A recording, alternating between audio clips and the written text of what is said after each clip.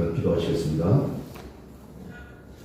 의욕이 많은 저희에게 믿음을 주시는 거룩하신 하나님 아버지, 저희가 신앙을 고백하고 믿음을 지켜갈 수 있도록 교회를 세워주시고 낮에는 구름 기둥, 밤에는 불 기둥으로 인도하 주신 은혜를 진심으로 감사를 드립니다. 아멘. 저희의 믿음이 헛된 것이 아님을 드러내게 하시고 세상을 향하여 진리의 음성으로 포효할 수 있는 예수의 강한 용사들이 되도록 도와주시기를 원합니다. 아멘. 하나님의 진리를 머리에만 간직하지 않고 우리 삶의 행동으로 실천하여 하나님의 능력을 우리 삶의 자리에서 증거하는 저희 성도들이 되게 하여 주시옵소서. 아멘. 교회의 모든 성도님들과 부서들마다 하나님을 기쁘시게 하는 일에 온 마음과 정성을 다하여 부흥의 날개로 하나님의 영광이 되는 교회가 되게 하여 주시옵소서. 아멘. 때로는 가는 길에 장애가 있어도 소망으로 극복하게 하시고 핍박과 방해가 있어도 하나님의 능력을 힘입어 전진하게 하여 주옵소서. 아멘. 주님의 나라가 이 땅에 이루어지는 그날까지 기도를 쉬지 말게 하시고 사랑으로 선한 행실의 열매를 보여주게 하시고 듣든지 아니 듣든지 때를 얻든지 못 얻든지 하나님의 말씀을 복음을 증거하게 하여 주옵소서. 아멘. 오늘도 주님 앞에 나온 심령들 붙들어 주시고 가정의 문제, 자녀의 문제, 일터의 문제, 건강의 문제, 인간 관계의 문제까지도 주님께서 너무나도 잘 알고 계시오니 모든 상처를 치유하여 주시고 육신의 질병은 해결하여 주시고 경제의 문제는 주님의 능력으로 해결하여 주시오며 놀라우신 하나님의 능력으로 모든 문제가 풀어지게 하여 주시옵소서. 감사드리옵고 예수님 이름으로 기도드리옵나이다. 아멘. 아멘. 할렐루야. 아멘. 주 안에서 평안하셨습니까? 네. 오늘은 여러분 잘 아시다시피 사순절 넷째 주일이고 또 3월 셋째 주일입니다. 오늘 또 주님을 사모해서 주님 앞에 나오신 우리 성도 여러분의 삶과 또 여러분 가정 위에 또 여러분 자녀 위에 여러분 기도하는 모든 기도 제목 위에 하나님의 놀라우신 은혜와 사랑과 평강이 늘 함께 하시기를 주님 이름으로 축원합니다. 아멘. 자, 우리 옆에 있는 분들하고 반갑게 인사하겠습니다. 오늘은 샬롬 주님께서 우리와 함께 계십니다라고 인사합니다. 자, 시작. 샬롬 주님께서 우리와 함께 계십니다. 아멘. 네, 우리 또 마음을 담아서 축복합시다. 사랑합니다. 축복합니다. 시작. 사랑합니다. 축복합니다. 아멘. 아멘. 네, 우리 정말 오랜만에 반가운 얼굴이 우리 나타나셨어요. 우리 제일신 성도님 병마와 치열하게 싸우다가 항암 치료 받고 있는 도중인데도 불구하고 또 하나님을 사모해서 또 여러분을 뵙고 싶어서 이 자리에 나오셨습니다. 우리 제일신 성도님 건강하게 몸이 회복되고 온전히 치유받을 수 있도록 여러분 격려의 박수 한번 부탁드릴까요? 감사합니다. 우리 제일신 성도님 힘내십시오. 하나님 함께 하시고 도와주실 줄 믿습니다. 네.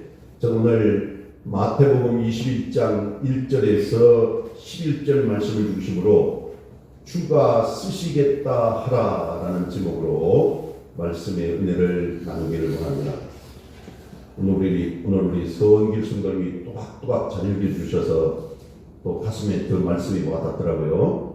자, 여러분 주가 쓰시겠다 하라. 시작. 주가 쓰시겠다 하라. 아멘. 여러분 제가 오래전에 특정한 교회를 좀 이야기해서 들었습니다만 온누리 교회에서 진행한 부부 관계를 훈련하는 부부학교라는 프로그램을 다녀온 적이 있습니다. 벌써 20년이 된 이야기입니다.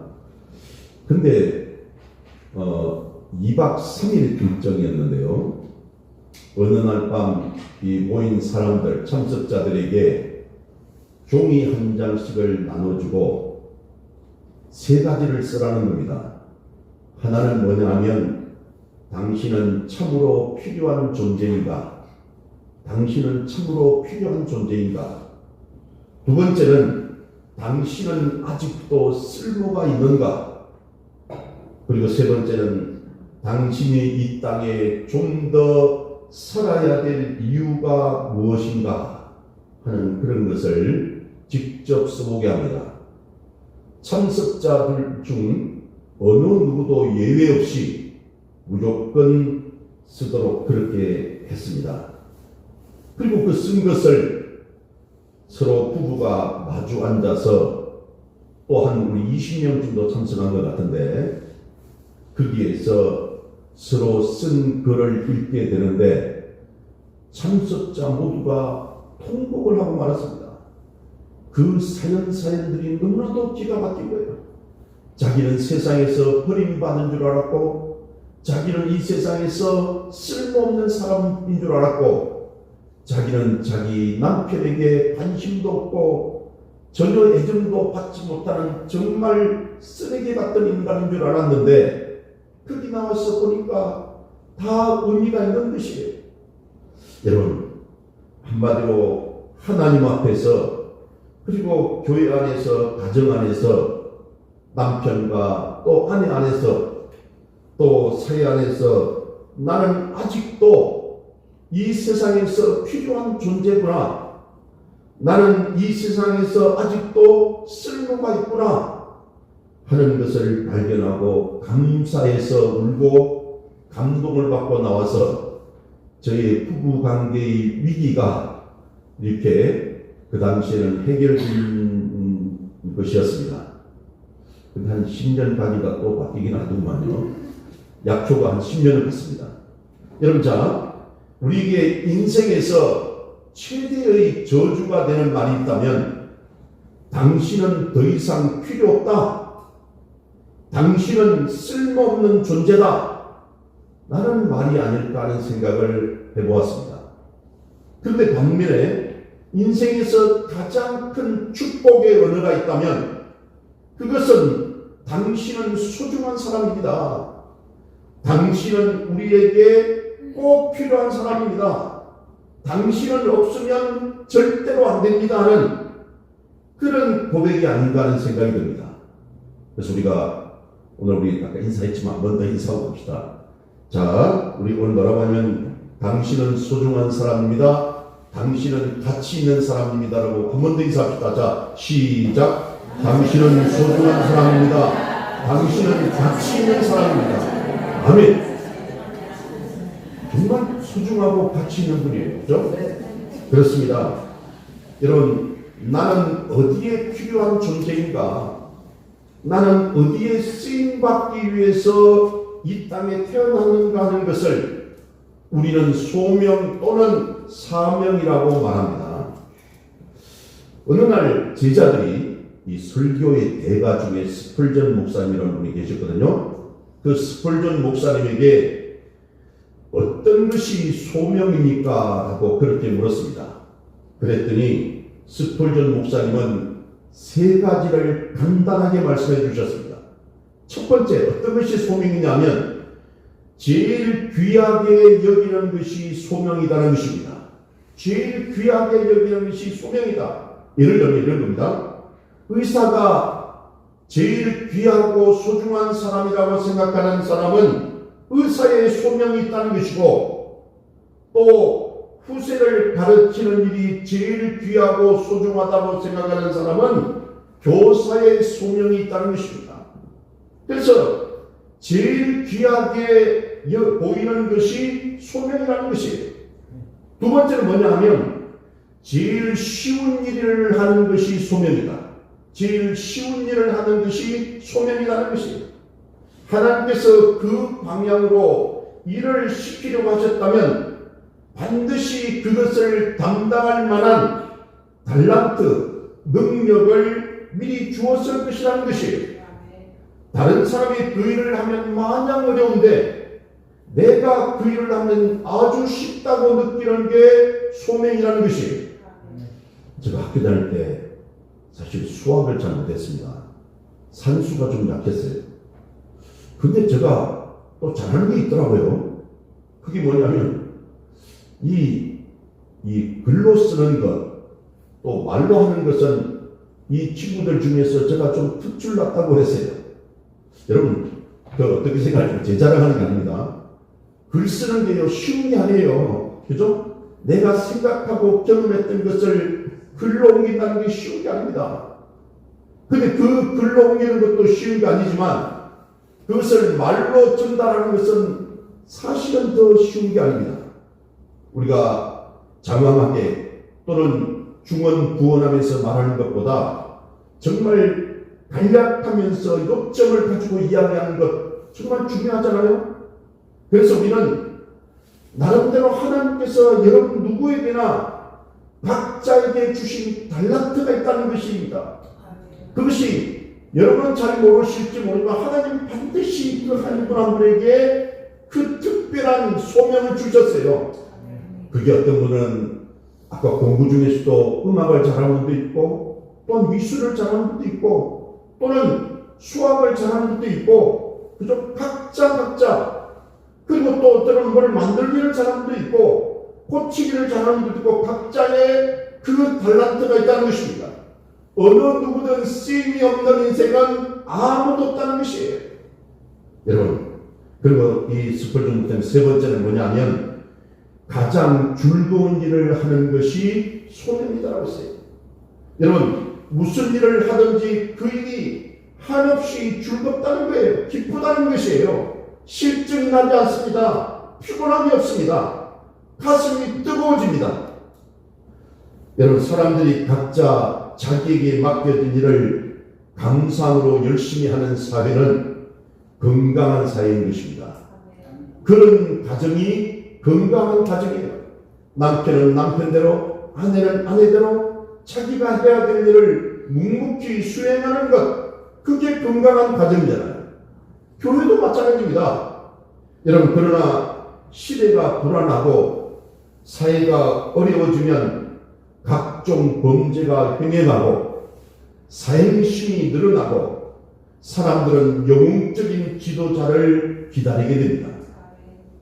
로또 복권인가 하는 복권 한 장 사기 위해서 복권 판매대 앞에 사람들이 장사지를 이루고 있는 것을 보았어요.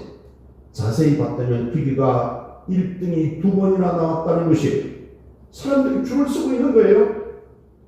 세상 살기가 얼마나 불안하고 얼마나 힘들면 또 세상이 이 모양이 됐을까라는 생각을 하게 되면서 때로는 그 복권이라도 사서 한번 일확천금을 누릴 수 있을까라는 생각을 가지는 것이 아닐까 하는 생각이 합니다. 여러분, 우리 성경에서는 심지 않고 땀 흘리고 노력하지 않고 일확천금을 얻으려고 하는 사행심은 건강한 자세가 아니라고 분명히 말씀합니다. 하나님의 뜻이 아니라는 것입니다. 설령 복권이 당첨되어도 그것은 하나님의 뜻이 아닌 것이에요. 그래서인지 그 어느 때보다도 우리가 대통령에게 많은 기대를 가지게 되나 봅니다. 저도 큰 기대를 가지고 있습니다. 그러나 역사가 우리에게 남겨준 냉정한 교훈이 하나 있습니다. 예수님 외에 이 땅에 왔다가 간 그 어떤 지도자도 인간의 본질적인 문제를 해결하고 사람들의 기대를 온전히 충족시켜준 지도자는 단 한 명도 없었다는 것입니다. 앞으로 이런 지도자는 나오지 않을 것입니다. 인류 역사 속에서 지도자에 대한 기대는 곧 실망의 역사였습니다. 지나친 기대는 금물이라는 것이죠. 지도자들 또한 내가 일할 수 있는 짤막한 기간 내에 파라다이스를 건설하겠다고 하는 것은 그것은 착각이고 그렇게 말을 해서도 안 되고 생각해서도 안 되는 것입니다. 겸손해야 되는 것이죠. 인기가 좀 올라간다고 너무 좋아할 필요도 없습니다. 왜냐하면 곧 그들은 냉랭해질 것이기 때문에 그렇습니다. 제 친구 한 명이 국회의원에 3선이나 됐는데 네 번째는 당에서 공천을 받지 못했어요. 근데 너무 실망하고 너무 힘들어하는 거예요. 아니 3선 할 때는 그 좀 평소에 잘하지, 저 혼자 생각이. 아니 안 됐다고 그렇게 원망하고 그냥 막 이렇게 이야기하면서 너무 안타까운 거예요. 근데 그때부터 바른 길을 가면 좋겠는데 아니 이때부터 아주 정말 이상하게 판단을 하고 이상하게 결정을 하더라고요. 결국에는 지금 다시 2번에 걸쳐서 국회의원 또 출마했지만 떨어지고 결국 이번에도 또 뭐 하겠다고 하는데 사실 쉽지 않을 것 같습니다. 여러분, 그 한 사람의 지도자에게 들었던 지나친 기대나 꿈은 언제나 실망으로 돌아오게 되는 것이에요. 중요한 것은 우리 모두가 각자의 자리에서 지도자의 역할을 감당해야 되는 것입니다. 가정에서, 일터에서, 또는 사회에서, 교회에서 각자 맡은 역할과 그 달란트를 근거해서 땀 흘리고 애쓰고 수고하고 노력해야 그것이 그 조직 공동체가 살아나고 발전하는 것입니다. 내가 할 일을 찾는 사회가 건강한 사회잖아요. 각자 할 일을 아는 가정과 교회가 건강한 가정이고 건강한 교회입니다. 그래서 오늘 아침 2000년 전 예수님께서 예루살렘에 입성하실 때 소중히 쓰임받았던 인물들을 통해서 하나님은 나를 어떻게 쓰시기를 원하시는가? 하나님에게 쓰임받는 것이 얼마나 복된 일인가?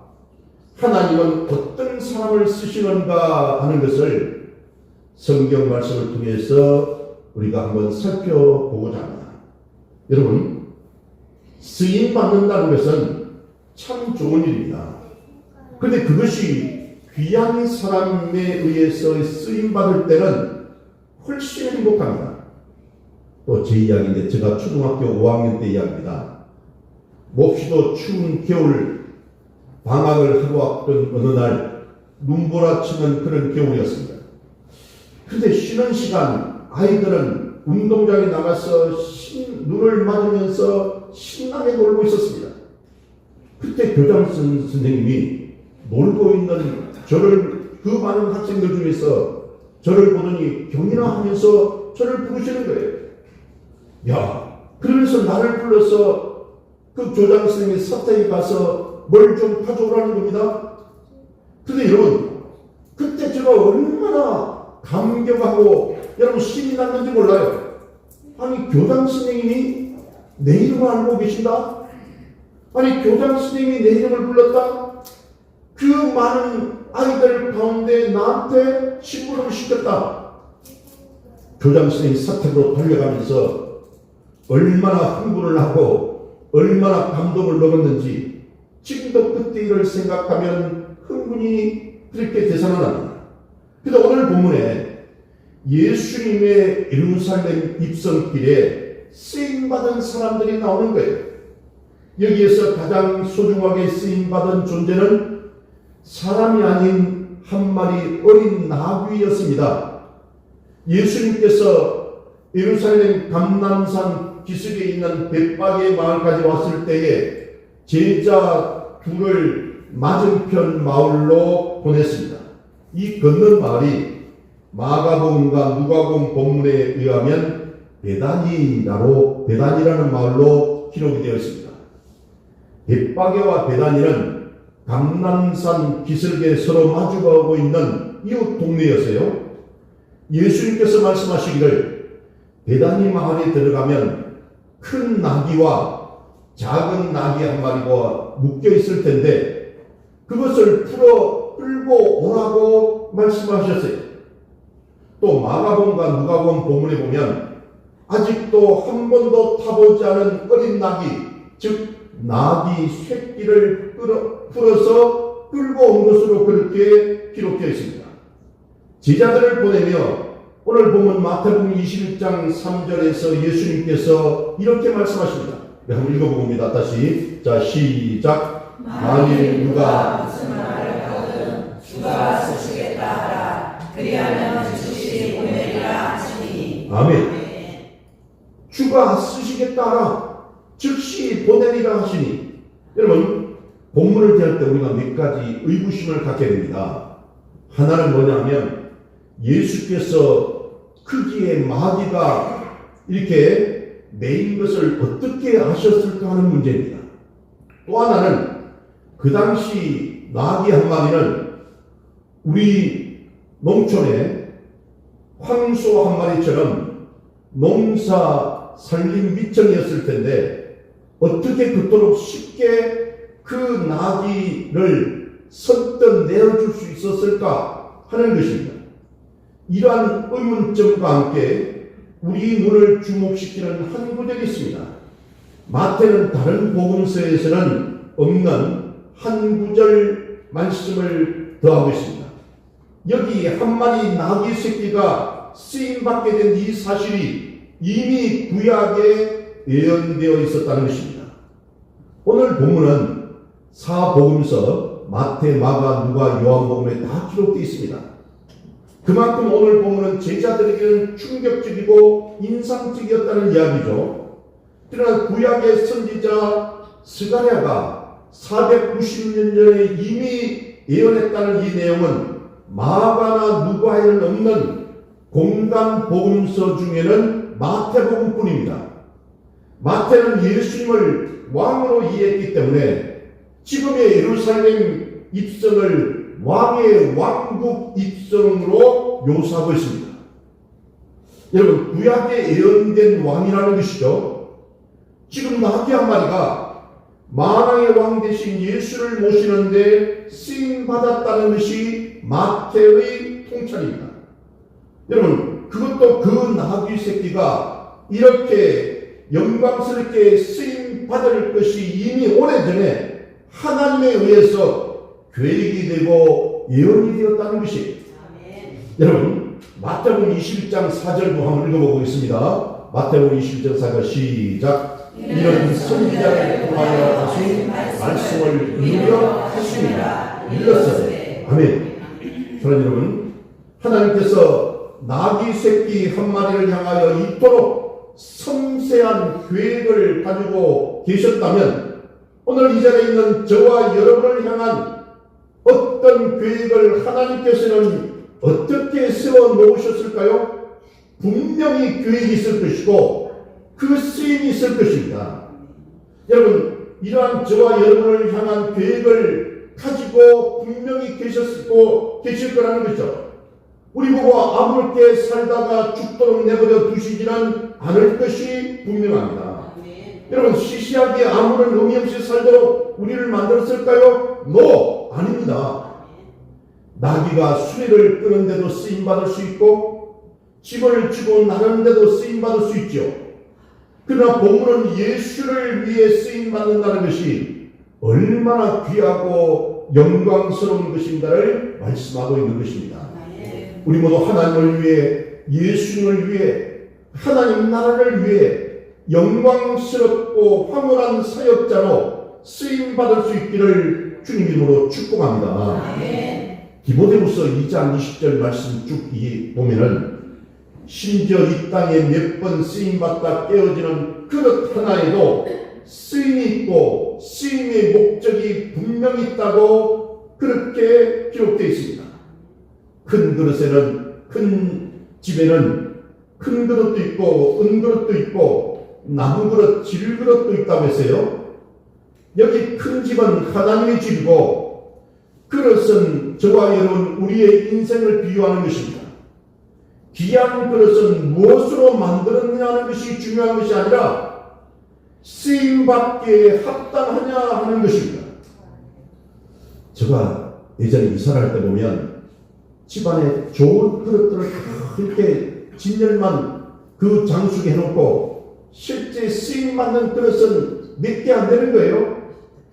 여러분, 얼마를 가졌느냐, 어떤 위치에 있느냐, 얼마나 아느냐의 문제가 중요한 게 아니라는 것입니다.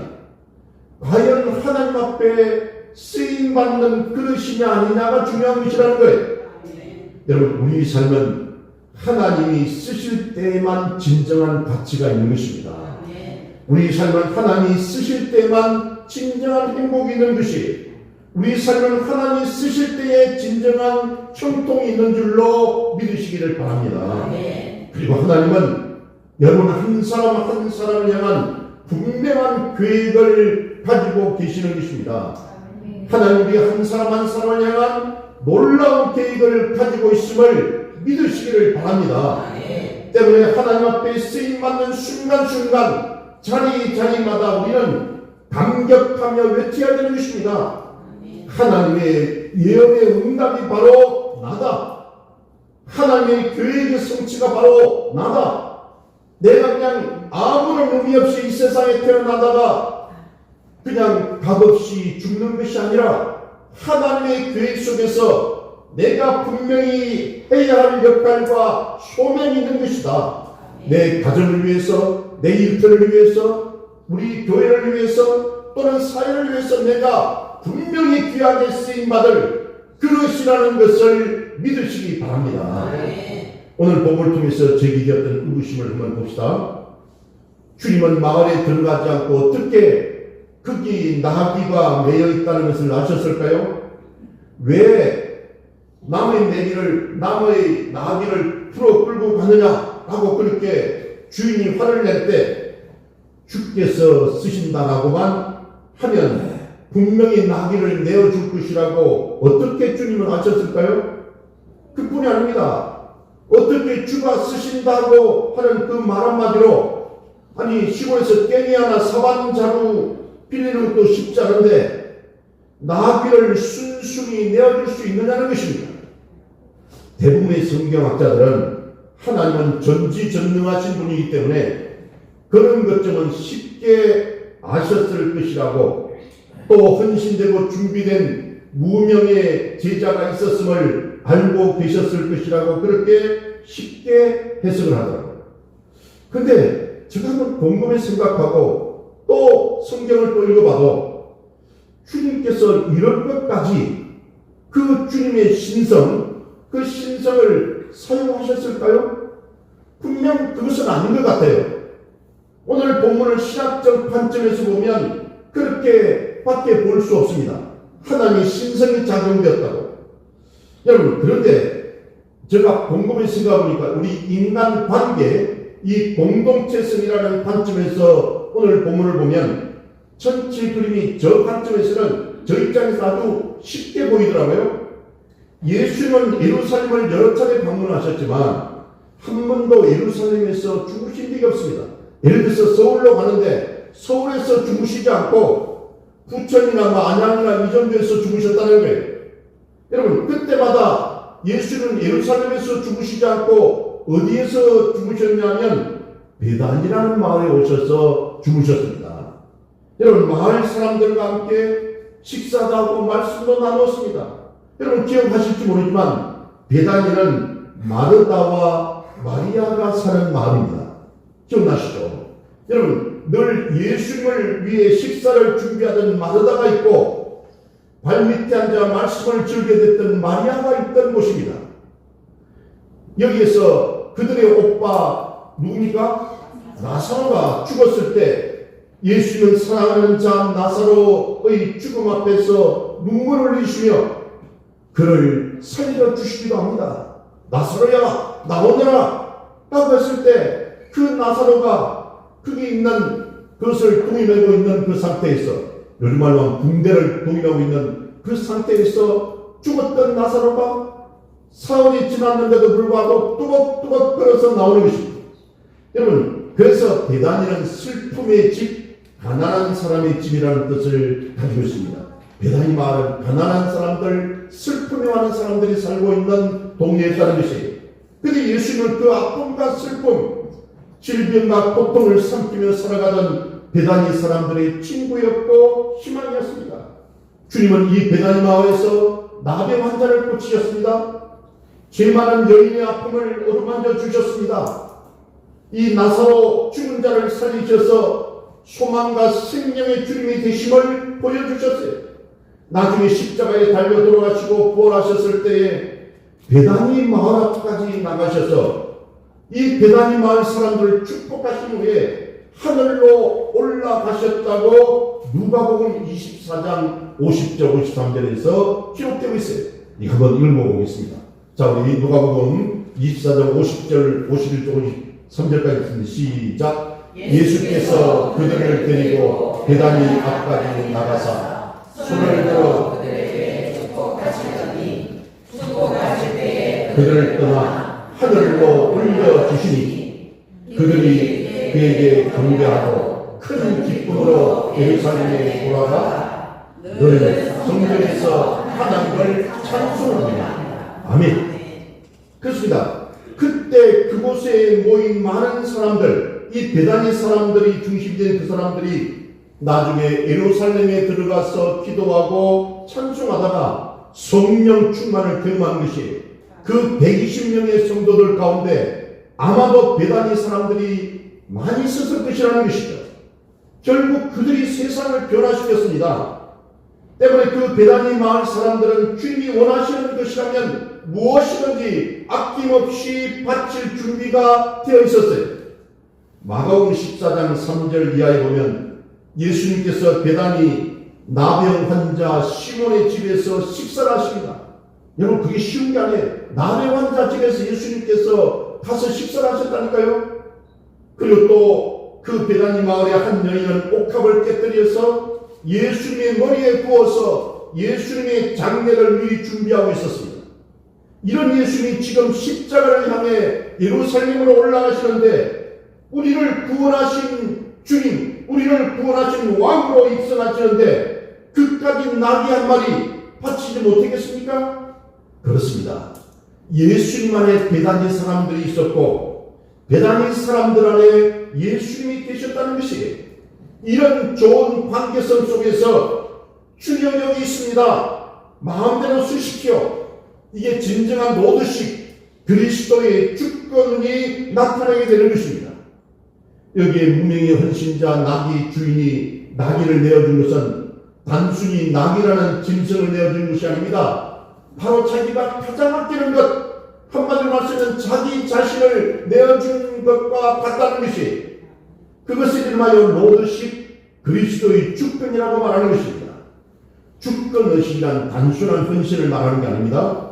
내가 예수 안에, 예수가 내 안에, 예수 그리스도의 임재와 능력, 그 내 삶의 목적이 그분에게 온전히 연결되어지는 영광의 단계를 말하는 것이에요. 내 것과 예수님의 것이 구별이 없는 것입니다. 바로 그때 모든 것을 내어놓을 수 있게 되는 신비의 단계를 말하는 것입니다. 그래서 갈라디아서 4장 15절에 이런 말씀이 있습니다. 여러분 이 말씀을 읽어봅니다. 자, 우리 갈라디아서 4장 15절 시작. 너희의 복이 지금 어디 있느냐? 내가 너희에게 증언하노니 너희가 할 수만 있었더라면 너희의 눈이라도 떼어 나에게 주었으리라. 아멘. 너희가 할 수만 있었더라면 너희의 눈이라도 빼어 나에게 주었으리라. 그래서 예수님은 그 마을, 베다니 마을 사람들의 한 가족이 되었기에 어디에 누구의 나귀가 매여있고 어디에 어떤 나귀가 있는지 뻔히 잘 알고 있었습니다. 그리고 주께서 쓰시겠다고 말하면 억지로 내어놓는 것이 아니라 기쁨으로 흔쾌히 내어놓을 것도 아셨다는 것이죠. 이것이 바로 천국 가족입니다. 예수님과 베다니 사람들은 이미 천국 가족이었어요. 이것이 예수 그리스도의 주권입니다. 이것이 헌신이고 이것이 사랑인 것이 진정한 로드식 그리스도의 주권은 말 그대로 예수께서 나를 사셨다. 예수께서 나를 살리셨다. 예수님께서 나는 예수님의 것이다라는 그런 구원의 감사, 구원의 감격이 있는 것입니다. 여러분, 어쩌면 우리 모두 예수님의 것이다. 생명도 시간도 주님의 것이다. 오늘 부르면 오늘 가는 것입니다. 여러분, 은사도 주님이 주신 것이에요. 주를 위해 살도록 주신 것입니다. 물질도 기업도 주님의 것입니다. 내 것이 아니에요. 그렇습니다. 주가 쓰시겠다고 말씀하실 때 베다니 사람들은 주님이 필요하시면 당연히 드려야 주라고 그렇게 생각합니다. 오늘 마태복음 21장 3절을 한 번 더 보겠습니다. 여러분, 우리 이 말씀 참 중요하거든요. 마태복음 21장 3절 한 번 더. 자, 우리 한 절 봅니다. 자, 시작. 만일 누가 무슨 말을 하거든 주가 쓰시겠다 하라. 그리하면 즉시 보내리라 하시니. 아멘. 즉시 보내리라 하시니. 아브라함 이삭을 바치라고 할 때 즉시 순종했잖아요. 예수님의 제자들은 즉시 모든 것을 버려두고 주를 따랐습니다. 주가 쓰시겠다. 여러분, 성경에서 예수님이 자신을 가리켜서요, 직접 주, 이 헬라어 큐리오스라고 그렇게 표현하는 것은 이곳밖에 없습니다. 자신이 주라고 표현하는 것이 여기밖에 없다니까요. 그만큼 이 본문은 커다란 중요성을 가지고 있습니다. 내가 주인이다 라고 주님이 주장하고 계시는 거예요. 때문에 참된 헌신과 봉사와 섬김은 예수 사랑에서 나오는 것입니다. 여러분, 사랑이 없는 헌신, 사랑이 없는 봉사, 감사가 없는 섬김은 아무것도 아닙니다. 베다니 사람들은 예수님이 예루살렘에 올라가실 때는 언제나 자신들을 방문하고 또 만나주셨습니다. 그리고 축복해 주셨어요. 그러나 오늘따라 마을을 찾아오시지 않고 나귀만 요구하십니다. 그들은 이 길이, 이번 여행이 어떤 길인지 어쩌면 알았을 것 같습니다.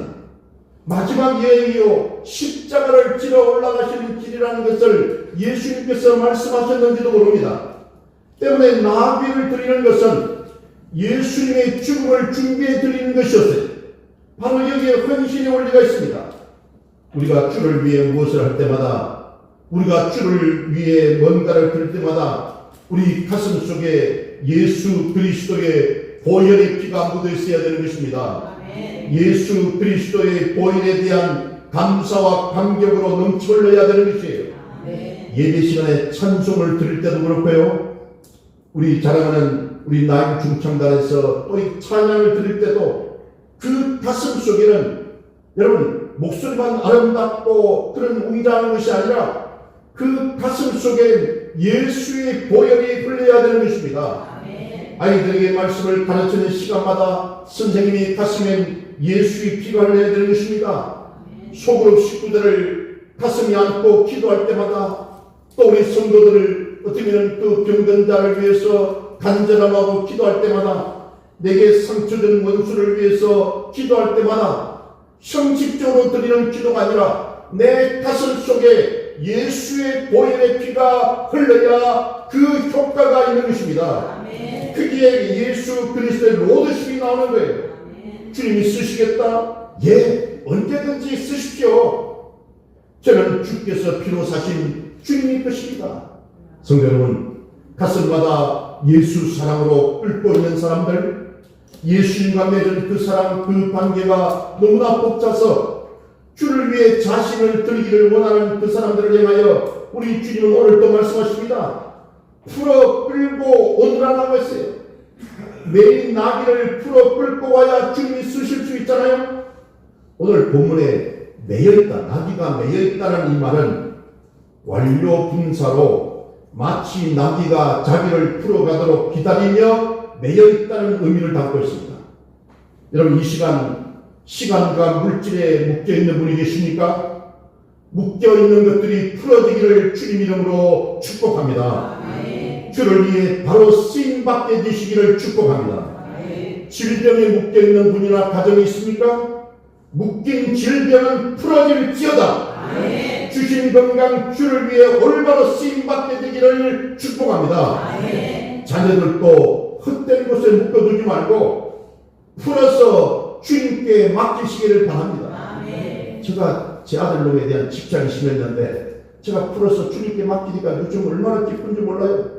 여러분, 그 자녀는 내 뜻이 아니고 주님 뜻이라니까요. 주님께서 귀하게 여러분의 자녀를 쓰실 것을 믿으시고 주님께 맡기시길 바랍니다. 여러분이 가슴에 안고 그렇게 걱정하고 고민하지 마시고 주님께 맡기고 여러분은 기도만 하십시오. 여러분, 그렇습니다. 주께서 쓰셔야 할 것들이 엉뚱한 곳에 쓰일 때는 풀렸던 것들도 묶여질 수가 있는 것이에요. 기회도 명예도 건강도 물질도 사업도 주께서 묶이시면 능히 풀 자가 없습니다. 이 모든 것을 주님이 쓰지 않으면 내가 쓰는 것이 아닙니다. 주님이 나를 쓰지 않으면 결국 마귀가 나를 쓰게 되는 것이에요. 내 시간도 주님이 쓰지 않으면 마귀가 빼앗아가는 겁니다. 내 재능도 여러분 하나님이 쓰지 않으면 사탄이 침략하는 것이에요. 내 물질 주를 위해 쓰지 않으면 세상이 빼앗아 가버리는 거예요. 내 육체 하나님 영광 위해 쓰지 않으면 사탄의 노예가 되는 것입니다. 주께서 쓰시겠다. 나귀 한 마리, 나귀 새끼 한 마리도 주님 위해서 영광스럽게 쓰임 받았잖아요. 큰 것 드리려고 하지 말고 작은 것이라도 주님을 위해서 드리십시오. 하나님은 일하는 자를 축복하십니다. 주님은 여러분을 쓰시기를 원하시는 거예요. 여러분이 가지고 있는 그 재능이 있다면 나이를 많고 적고를 떠나서 주님께서 귀하게 쓰실 수 있도록 내어주시기를 바랍니다. 내가 찬양을 잘하면 찬양을 잘하는 것 하나님께 드릴 수 있도록 여러분 내어주십시오. 내가 가지고 있는 각자의 그 달란트를 여러분이 묶어두지 말고 풀어서 주님께 맡기시면 여러분의 삶에 보람이 있을 줄로 믿습니다. 우리 가정을 살리고 우리 교회를 살리고 우리 또한 이 나라와 이 민족을 살리고 또한 세계 열방을 살려내기 위해서 우리 주님께서는 저와 여러분을 귀하게 쓰시기를 원하신다는 것을 믿으시기를 주님 이름으로 축원합니다. 아멘. 기도하십니다. 좋으신 하나님 참으로 감사합니다. 주님께서 주신 달란트, 주님께서 주신 물질, 주님께서 주신 시간, 주님 뜻대로 사용하시고 우리들이 주께서 쓰시겠다고 할 때 바로 그 말씀에 순종하고 그 말씀대로 살아가는 저희들 되기를 원합니다. 우리 사랑하는 성도님들, 가정들을 주님께서 기억하여 주시고 우리 자녀들도 귀하게 쓰임받게 하시고 우리 성도들도 주님 뜻 가운데서 바르게 쓰임받는 귀한 우리 하나님의 백성들 다 되게 하여 주옵소서. 예수님 이름으로 기도드리옵나이다. 아멘. 246장